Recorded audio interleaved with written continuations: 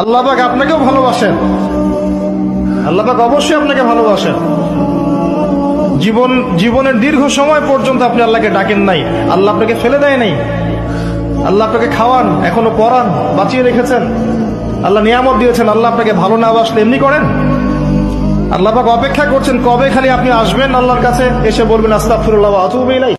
আপনি যাই করেন, আমার কথা শোনেন, আপনি যাই করেন, যত পাপই করেন না কেন, নামাজটা ছাড়েন না। নামাজটাই আপনাকে ইনশাআল্লাহ পাপ থেকে দূরে রাখবেই ইনশাআল্লাহ। যে ব্যক্তি নামাজ পড়ে তার মধ্যে একটা মনের মধ্যে একটা ভয় কাজ করে, আমি নামাজ পড়লাম কিভাবে ঘুষ নিব, নামাজটা পড়লাম কেন সুদ খাবো, নামাজ পড়লাম কেন মানুষকে ঠকাবো। তার মনের ভিতরে কিন্তু একটা সারা একটা নকিং হবেই। সালাত আপনাকে সমস্ত অশ্লীল এবং গর্হিত কাজ থেকে বিরত রাখবে ইনশাআল্লাহ। নামাজটা ছাড়েন না, যত পাপ করছেন করেন, আমি বলি নামাজ ছাড়েন না, ইনশাআল্লাহ একদিন নামাজই আপনাকে পাপ থেকে বের করে আনবে ইনশাআল্লাহ।